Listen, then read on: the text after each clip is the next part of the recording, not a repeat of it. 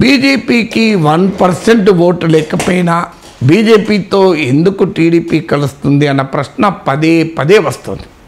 కలిసిలోనే కాదు, బీజేపీ కోసం తమ ఆలస్యం అవుతున్నా, అంటే తమ పొత్తు ఆలస్యం అవుతున్నా, సీట్లు ఆలస్యం అవుతున్నా, ప్రచారం ఆలస్యం అవుతున్నా కూడా టీడీపీ భరిస్తోంది. ఇప్పటికీ కూడా బీజేపీ తేల్చడం లేదు. ఇప్పుడు తాజాగా అచ్చెన్నాయుడు ఎన్డీఏలోకి రమ్మని మమ్మల్ని ఆహ్వానించారు అని ప్రకటించాడు. నిజంగానే మరి టీడీపీకి ఎన్డీఏలో చేరితే కలిగే ప్రయోజనం ఏంటి? ఓటింగ్ అందామా 1% లేదు, పెరిగింది కూడా ఏం లేదు.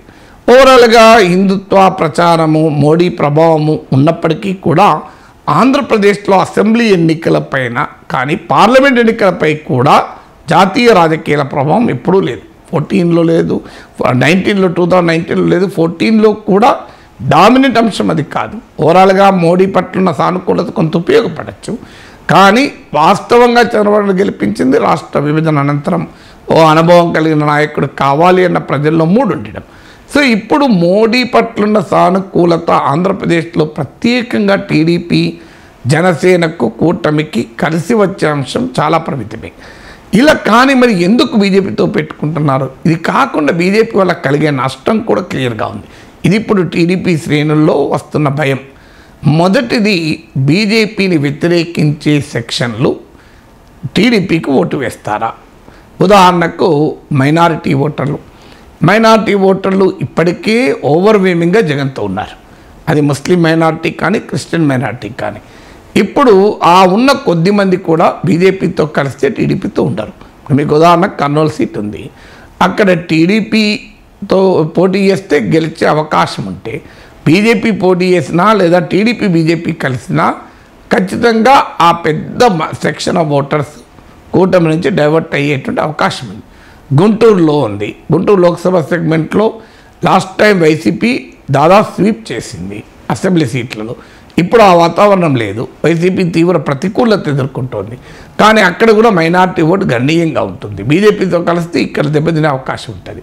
అందువల్ల బీజేపీతో కలవడం వల్ల మైనస్ అయ్యే అవకాశం ఉంటుంది. అయితే ఒకటే హోప్ ఏంటంటే, ఆంధ్రప్రదేశ్లో క్రిస్టియన్ కమ్యూనిటీని విశ్లేషిస్తే ముఖ్యంగా మాల సామాజిక వర్గంలో క్రిస్టియన్స్ ఎక్కువ. వీళ్ళంతా కన్వర్టెడ్ క్రిస్టియన్స్. ఒరిజినల్ క్రిస్టియన్స్ ఆంధ్రప్రదేశ్లో రిలేటివ్లీ చాలా పరిమితం. ఒరిజినల్ క్రిస్టియన్స్లో వ్యతిరేకత బీజేపీతో కలిస్తే ఉండొచ్చు, కానీ కన్వర్టెడ్ క్రిస్టియన్స్లో అంత మేరకు ఉండదు అని ఒక థీరీ. ఈ థీరీ ఎంతవరకు నిజమవుతుందో చూడాలి.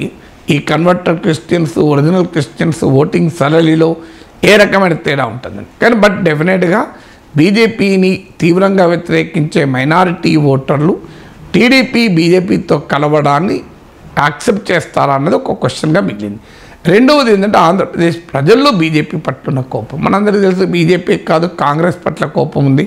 రాష్ట్ర విభజనకు దోహదం చేసిన ఈ రెండు పార్టీలు ప్రత్యేక హోదా ఇవ్వలేదు, విభజన హామీలు అమలు చేయలేదు, విశాఖ స్టీల్ ప్లాంట్ లాంటి అమ్ముతున్నారు. ఇవన్నీ మన లిస్టు మొదటి తెలుసు. అమరావతికి జగన్కు పరోక్షంగా సహకరిస్తున్నారు.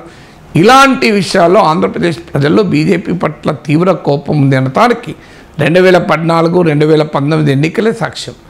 ఇప్పుడు 2024 కూడా ఈ పరిస్థితిలో మార్పు ఉండదు అనేది రెండవ అంశం. ఇక మూడవది ఏంటి అంటే, బీజేపీకి ఇప్పుడు సీట్లు ఇవ్వాలి. బీజేపీ ఏమో టీడీపీకి బలమున్న సీట్లు, జనసేన బలమున్న సీట్లు కూడా అడగచ్చు. ఇప్పుడు ఆల్రెడీ 4:2:1 రేషియోలో ఇవ్వాలి. అంటే 4 సీట్లు టీడీపీ పోటీస్తే 2 పవన్ కళ్యాణ్ జనసేన, 1 బీజేపీ. ఆ లెక్కన 100 టీడీపీ సీట్ పోటీ చేయాలి, 50 జనసేన పోటీ చేయాలి, 25 బీజేపీ పోటీ చేయాలి. ఇప్పుడు బీజేపీ కలిసి వస్తే జనసేన కూడా ఇంకా డిమాండ్ పెంచే అవకాశం ఉంటుంది. నేనే బీజేపీని పట్టుకొచ్చినాను పవన్ కళ్యాణ్ అంటున్నాడు కనుక. అందువల్ల బీజేపీకి బలమైన సీట్లు ఇస్తే తాము బలహీనమైన రాయలసీమలో పోటీ చేస్తే ఏమొస్తుంది అనేటువంటి ఆందోళన టీడీపీలో ఉంది. అంటే తాము పోటీ చేసే సీట్లు పోతాయి, తమ బలమైన సీట్లను కూడా మిత్రపక్షాలకు ఇవ్వాల్సి ఉంటుంది అనేది మూడవది. నాలుగవది, బీజేపీకి సీట్లు ఇచ్చిన చోట బీజేపీ గెలుస్తుందా? ఎందుకంటే అల్టిమేట్గా ఎలక్షన్స్లో విన్నబిలిటీ కీలకం, ప్రజల్లో పాపులారిటీ కీలకం. తెలుగుదేశంకు ఉన్నంత బలమైన అభ్యర్థులు జనసేనకు లేరు, బీజేపీకి లేరు. అలాంటప్పుడు మరి బీజేపీకి జనసేన కన్నా కనీసం జనాకర్షణ కలిగిన నాయకుడు పవన్ కళ్యాణ్ అని ఉన్నాడు. బీజేపీకి అది కూడా లేదు. ఇలాంటి సమయంలో మరి బీజేపీకి టికెట్లు ఇస్తే అంతగా విన్నబిలిటీ లేని క్యాండిడేట్లు బీజేపీ తరఫున పోటీ చేస్తే వైసీపీని ఎదుర్కోవడం కష్టమవుతుంది. అందువల్ల బీజేపీకి ఇచ్చిన సీట్లు కోల్పోతే కూటమి విజయ అవకాశాలు దెబ్బతింటాయి. సరిగ్గా బీహార్లో ఇదే జరిగింది. బీహార్లో తేజస్వి యాదవ్ స్ట్రైక్ రేట్ చాలా ఎక్కువ. ఆ మైట కంటే తేజస్వి యాదవ్ కన్నా లెఫ్ట్ ఫ్రంట్కి ఇచ్చిన ఓట్లలో స్ట్రైక్ రేట్ అంటే విజయ శాతం చాలా ఎక్కువ. కానీ కాంగ్రెస్కి ఇచ్చిన సీట్లలో భారీగా ఓడిపోయారు. అదే మీకు అక్కడ ఆర్జేడీని అధికారాన్ని దూరం చేసింది. అందువల్ల బీహార్ ఆర్జేడీకి పట్టిన గతి ఇక్కడ ఆంధ్రప్రదేశ్లో తెలుగుదేశానికి పట్టే ప్రమాదం ఉంటుంది బీజేపీకి ఎక్కువ సీట్లు ఇస్తే అనేటువంటి అనుమానం కూడా చాలా క్లియర్గా ఉంది. ఐదవది, అసలు టీడీపీ ఓటరు ఇవాళ జనసేనకు ట్రాన్స్ఫర్ అయ్యడానికి రెడీగా ఉన్నాడు. ఆ మాటకైతే జనసేన ఓటు తెలుగుదేశానికి బదిలీ అయినంత కూడా తెలుగుదేశం ఓటు జనసేన బదిలీ కాదు. ఇప్పుడు ఉదాహరణకు జనసేనకు ఓటు వేసే వాళ్ళలో 90% టీడీపీకి వేయచ్చు. కానీ టీడీపీకి ఓటేసే వాళ్ళు 90% జనసేనకి వేయరు, 70% 80% వేస్తారు. అలాంటిది బీజేపీకి ఎంత ట్రాన్స్ఫర్ అవుతుంది? ఎందుకంటే తెలుగుదేశం శ్రేణుల్లోనే బీజేపీ పైన కోపం ఉంది.